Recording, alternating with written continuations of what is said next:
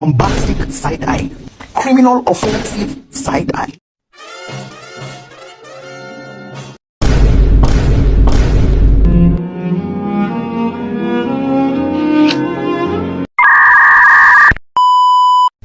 Halo teman-teman semua, perkenalkan nama aku Afifah Tunisa Mafaza.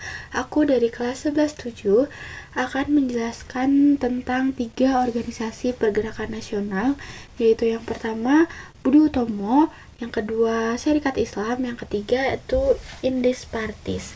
Pertama ada Budi Utomo.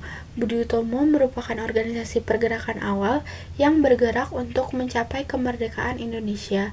Budi Utomo ini didirikan pada tanggal 20 Mei 1908 oleh Dr. Sutomo dan para pelajar Stovia.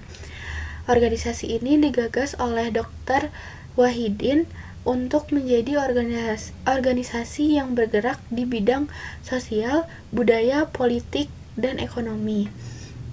Namun, organisasi ini terpecah dan dibubarkan pada tahun 1935 karena tekanan dari pemerintah kolonial Belanda.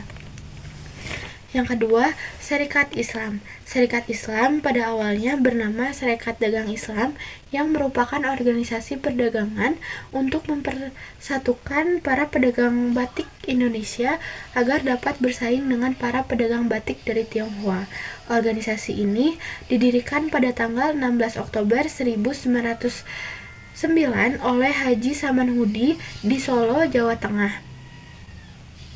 Pada tahun 1911, Hos Djoko Roaminato bergabung dengan organisasi ini dan beliaulah yang telah mengubah nama SDI atau Serikat Dagang Islam menjadi Serikat Islam atau SI untuk memperluas jangkauan gerakan di bidang sosial, politik, dan kultur yang terbuka untuk seluruh umat muslim di Indonesia. Namun, pada tahun 1973, SI atau Serikat Islam ini mulai terpengaruhi oleh komunisme yang menyebabkan perpecahan. Serikat Islam ini akhirnya terbagi menjadi 2 kubu, yaitu Serikat Islam Merah dan Serikat Islam Putih. Yang ketiga ada Indis Partis.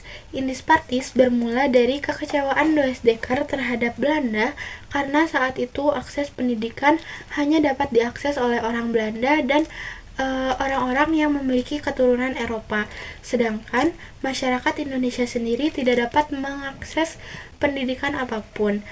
Lalu menurutnya, jika masyarakat Indonesia ingin memperjuangkan kemerdekaannya, mereka harus berjuang di satu wadah yang sama.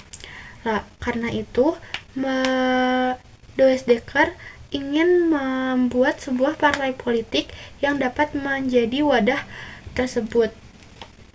Di sisi lain, Cipto Mangunkusumo dan Ki Hajar Dewantara juga memikirkan hal yang sama.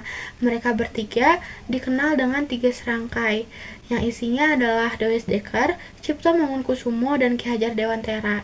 Mereka kerap melempar kritik terhadap Belanda yang secara terang-terangan dan radikal.